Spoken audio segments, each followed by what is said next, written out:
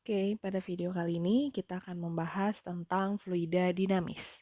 Fluida dinamis ini adalah kelanjutan dari materi fluida statis ya.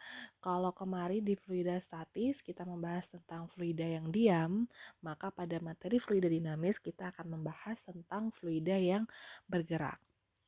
Oke, di sini kita akan membahas satu persatu apa saja contoh dari fluida dinamis ya. Yang pertama itu adalah alat penyemprot seperti parfum, kemudian obat nyamuk dan alat-alat lain yang menggunakan semprotan ya. Itu adalah salah satu contoh penerapan dari fluida dinamis.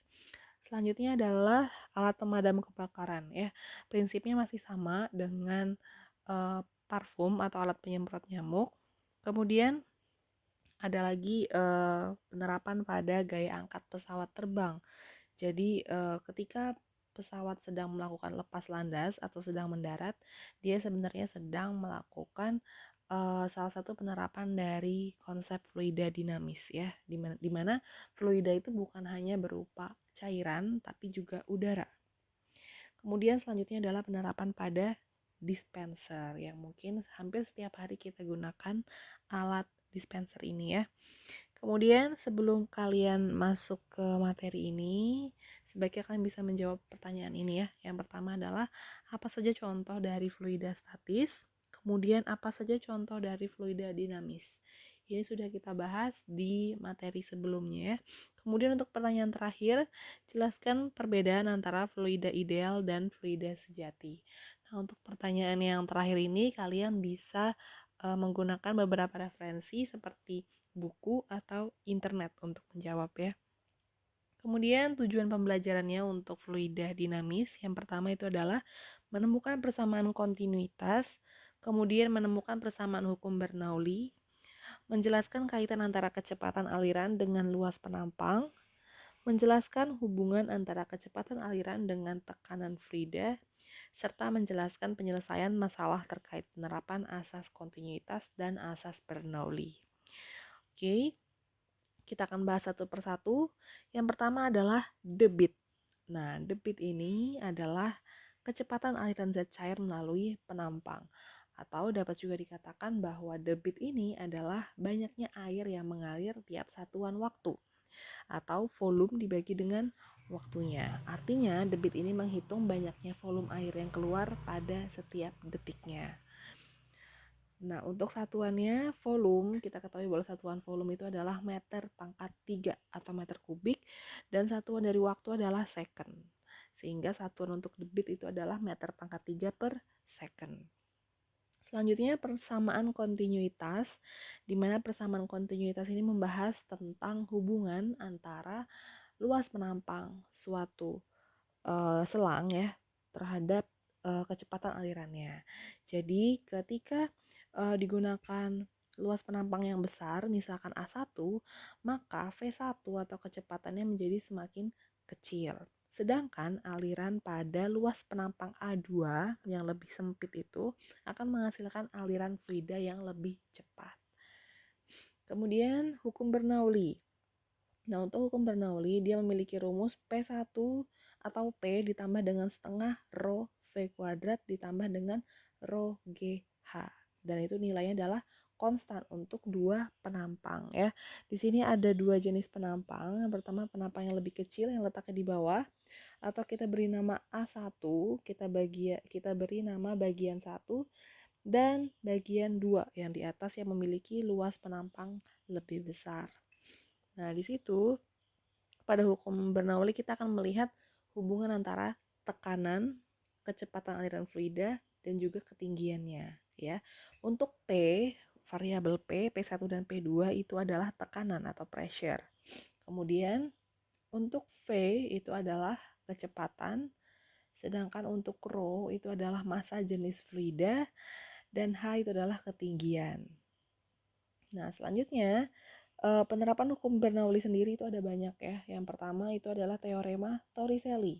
Nah, jadi teorema Torricelli ini sebenarnya berasal dari hukum Bernoulli tadi. Di mana teorema Torricelli ini berlaku pada dispenser yang kalian sering gunakan, yaitu tentang peletakan keran airnya. Nah, kenapa letak keran airnya di bawah situ? dan bukan di atas atau bukan di bagian dasar dari benda tersebut begitu ya. Jadi itu semua berasal dari hasil perhitungan hukum Bernoulli sehingga diperoleh persamaan untuk teorema Torricelli di mana V itu sama dengan akar 2GH dan H itu merupakan selisih dari H1 dikurangi H2 ya. Jadi kalian bisa lihat di gambarnya bahwa nilai H itu adalah H1 dikurangi H2. Selanjutnya, nah, ini yang nanti kalian harus bisa kerjakan, di mana salah satu penerapan dari hukum Bernoulli itu adalah pemanfaatannya dalam desain untuk keran dispenser menggunakan persamaan V sama dengan akar 2GH. Nah, tugas kalian adalah memformulasikan persamaan hukum Bernoulli sehingga diperoleh persamaan tersebut. Oke. Selanjutnya, penerapan hukum Bernoulli yang lain adalah alat penyemprot nyamuk. Masih sama, rumusnya adalah V2 sama dengan akar 2GH, di mana cairan obat nyamuk itu akan naik setinggi H dan tersemprot karena pengaruh kecepatan V2. Artinya, nanti kalian bisa lihat di gambarnya bahwa V2 yang dimaksud adalah alat penyemprotnya ya. Jadi ketika kalian memberikan tekanan, memberikan P atau tekanan, kalian akan menghasilkan V atau kecepatan. Sehingga kecepatan yang kalian berikan tadi akan menghasilkan sebuah tekanan untuk naik setinggi H dari tabung tempat cairan obat nyamuk tersebut.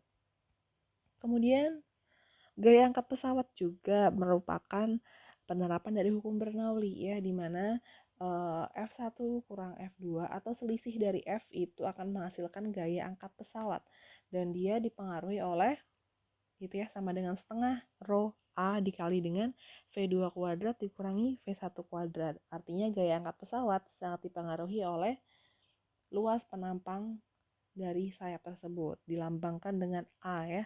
Kemudian dipengaruhi juga oleh kecepatan aliran udara di sekitar sayap tersebut yang diberi nama V2 dan V1. V2 itu adalah kecepatan aliran udara di bawah sayap, sedangkan V1 adalah kecepatan aliran udara di atas pesawat. Nah, kemudian jika pesawat itu akan melakukan lepas landas atau dia ingin terbang ke udara, maka nilai V2 harus lebih besar daripada V1.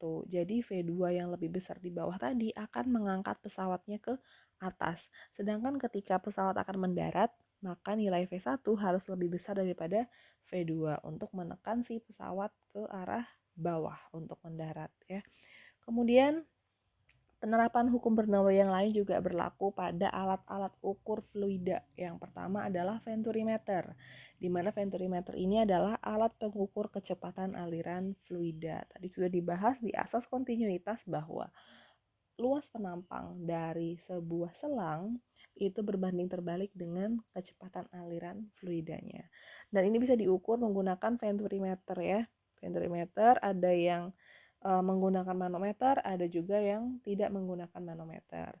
Untuk rumus perhitungannya hampir sama, bedanya untuk yang manometer di situ ada perhitungan untuk massa jenis fluida yang digunakan. Selanjutnya, contoh yang terakhir untuk penerapan hukum Bernoulli adalah tabung pitot, di mana tabung ini merupakan alat pengukur tekanan pada aliran fluida. Nah, ini adalah beberapa contoh penerapan dari fluida dinamis dan juga rumusnya. Untuk contoh soalnya akan dibahas di video selanjutnya. Terima kasih.